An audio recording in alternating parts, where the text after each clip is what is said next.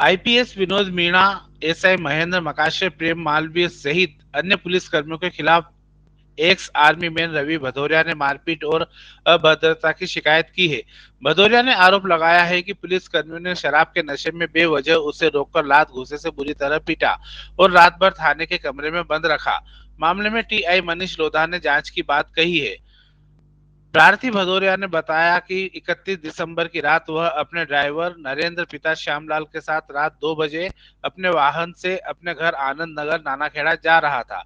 रास्ते में अर्चना हॉस्पिटल के सामने नानाखेड़ा थाने के पुलिस कर्मियों ने रोका और गाली गलौज करते हुए मारपीट करना शुरू कर दिया।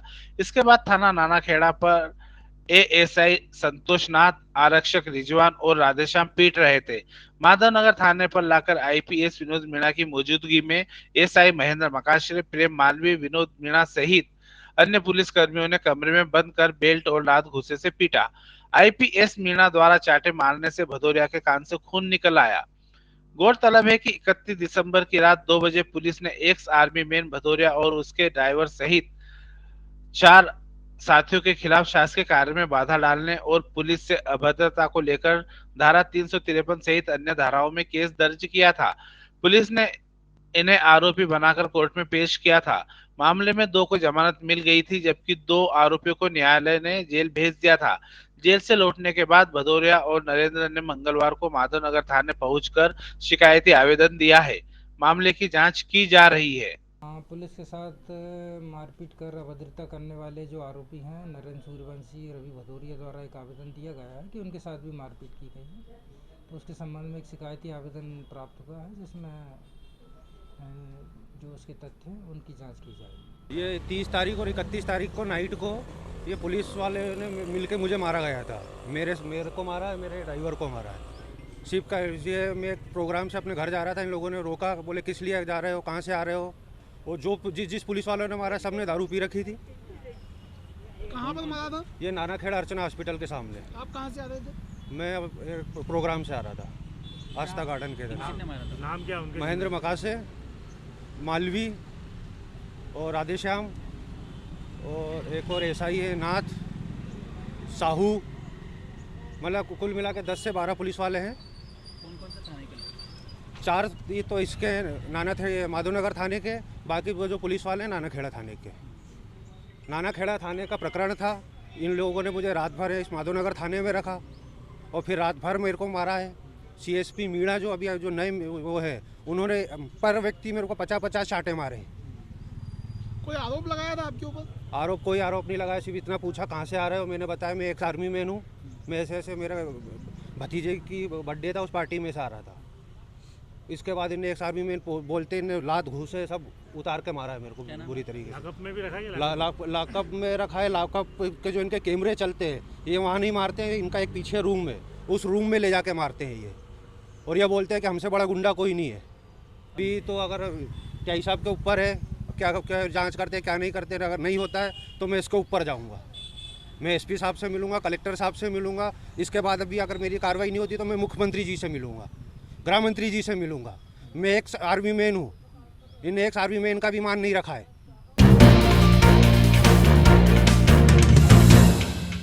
उज्जैन जिला पंचायत की ओर से कल बुधवार स्वरोजगार दिवस के रूप में मनाया जाएगा।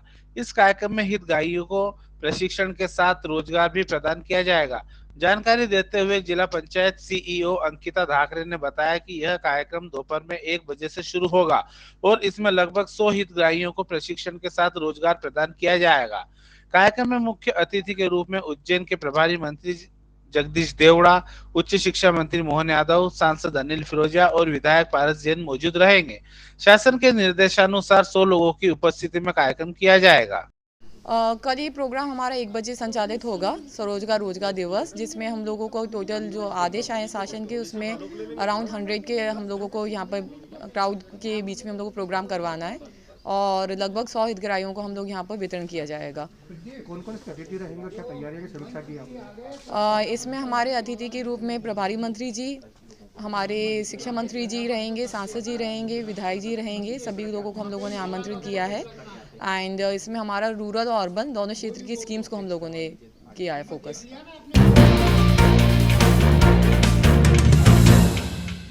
उज्जैन के बृहस्पति भवन पर जन सुनवाई की गई। जन सुनवाई में नागदा का एक मामला पहुंचा जिसमें शिकायतकर्ता ने भू माफिया के खिलाफ कलेक्टर से शिकायत की है। मामले की जानकारी देते हुए शिकायतकर्ता रूबी ने बताया कि उज्जैन जिले की नागदा तहसील में उनका प्लाट है जिस पर कई वर्षों से भू माफिया ने कब्जा कर रखा है। इस भू माफिया का नाम लाल सिंह व्यास दूध डेयरी वाला है जिसने काफी समय से इस प्लाट पर कब्जा कर रखा है।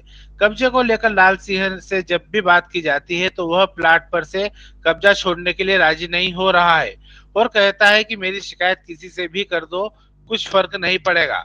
वहीं मामले को लेकर आज जन सुनवाई में कलेक्टर को मामले से अवगत कराया गया, जिस पर कार्यवाही के लिए कलेक्टर साहब ने आश्वासन दिया है।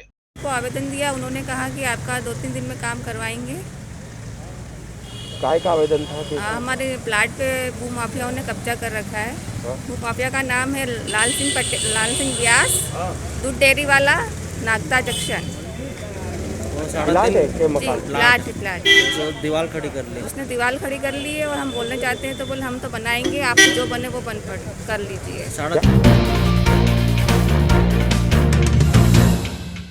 उज्जैन जिले में कोरोना से संक्रमित मामलों में लगातार बढ़ोतरी हो रही है, जिसे देखते हुए पुलिस प्रशासन की ओर से रोको टोको अभियान शुरू कर दिया है, जिसे लेकर उज्जैन पुलिस भी सख्ती से काम कर रही है।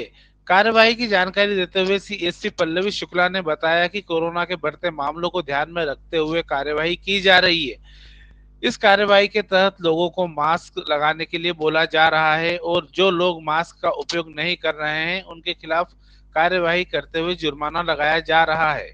उज्जैन में लगातार कोरोना केसेस की बढ़ोतरी देखते हुए ओमिक्रॉन नाम के वायरस का फिर से एंटर हो गया है। इस पे लोगों को जागरूक वापस से किया जा रहा है कि वे लोग मास्क लगाएं, सोशल डिस्टेंसिंग का पालन करें।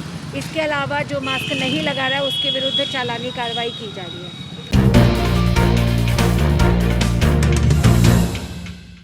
पश्चिमी विक्षोभ और उत्तर भारत सहित हिमाचल में लगातार बर्फबारी से उज्जैन शहर शीतलहर की चपेट में है। पश्चिमी विक्षोभ के कारण ही पिछले दिनों जिले में बारिश और ओलावृष्टि हुई थी। इसके बाद से लगातार दिन और रात के तापमान में गिरावट जारी है। उज्जैन की शासकीय जीवाजी वेधशाला के मौसम वैज्ञानिक डॉक्टर राजेंद्र गुप्त ने बताया कि लगातार पश्चिमी विक्षोभ आ रहे हैं। इसी वेस्टर्न डिस्टर्बेंस के कारण ओलावृष्टि हुई। उत्तर भारत और हिमाचल में भी लगातार बर्फबारी हो रही है। इसी वजह से शहर में बादल छाए हुए हैं, जिसकी वजह से न्यूनतम और अधिकतम तापमान में गिरावट हुई है। पूरा शहर शीतलहर की चपेट में है। लोग ठंड से बचने के लिए अलाव जलाते नजर आए। शहर में लोग गर्म कपड़े और पूरा चेहरा ढककर निकलते दिखाई दिए। हमको जानकारी है 2-3 दिन पहले काफ़ी तेज़ बारिश हुई है, ओले भी गिरे। ये जो पश्चिमी विक्षोभ था वो बहुत तेज़ी से सक्रिय था, जिस कारण ये स्थिति रही है। पश्चिमी विक्षोभ लगातार आ रहे हैं लेकिन वो इतने तीव्र नहीं हैं, जिसके कारण उत्तर भारत में पहाड़ों पे हिमाचल वगैरह सब जगह बर्फबारी हो रही है। उसकी ठंडी हवाएं पश्चिमी मध्य प्रदेश में बहुत तेज़ी से आ रही हैं। हम देख रहे हैं कि लगभग 8 किलोमीटर प्रति घंटे की दर से हवाएं चल रही हैं।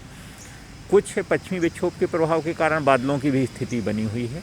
इस कारण अधिकतम और न्यूनतम दोनों तापमान कम हो रहे हैं। कल अधिकतम तापमान 18 डिग्री हो गया था लेकिन धूप खिली हुई थी। आज चूँकि बादल हैं, धूप नहीं है और तेज़ ठंडी हवाएं चल रही हैं, इस कारण ये तापमान कम हो जाएगा। न्यूनतम तापमान भी 8.4 डिग्री हो गया है। उज्जैन का आने वाला निश्चित है कि जैसे ही ये बादल खुलेंगे और चूँकि उत्तर की ठंडी हवाएं लगातार आ रही हैं तो तापमान न्यूनतम बहुत तेज़ी से कम होगा। अगर धूप अच्छी प्रकार से खिली होगी तो अधिकतम तापमान थोड़ा सा ज़रूर बढ़ जाएगा लेकिन न्यूनतम तापमान बड़ी तेज़ी से कम होगा।